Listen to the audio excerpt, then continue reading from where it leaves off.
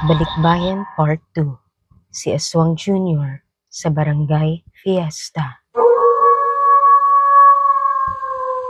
Matapos ang nakakagulat na pagbabalik ni Aling Lita mula sa abroad, bitbit ang kahon na may lamang aswang.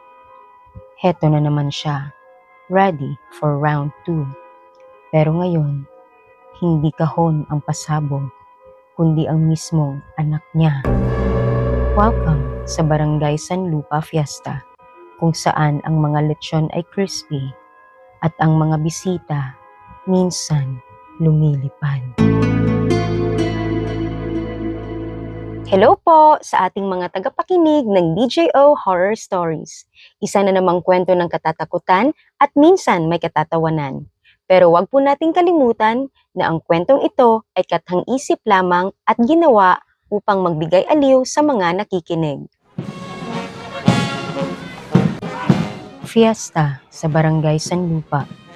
May lechon, may palaro, at syempre, may surprise guest na hindi niyo gugustuhin makabanggaan sa pabitin.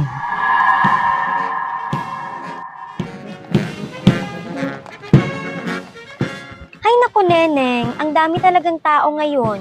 Sumabay pa talaga si Mayor sa pagbisita ni Aling Lita. Pero, wala yata si Aswang Jr.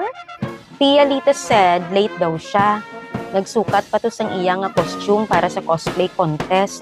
Kunuhay vampire siya. Aswang manggid siya ya, char.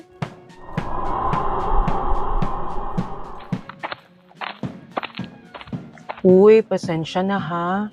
Late si Junior ko. Nahirapan mag-contact lens eh. Sensitive gid siya ya. Hi guys! Ready na ako maglaro.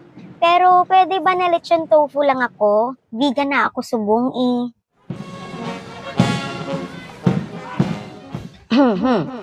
Hello, mic test. Okay, welcome mga taga-barangay dito sa ating fiesta. Ready na ba kayo sa ating pabitin? Mga bata, handa na ba kayo? Go, go, go! Kuhain ng pansit canton! Lahat masaya. Hanggang si Aswang Jr. ang sumali sa pabitin.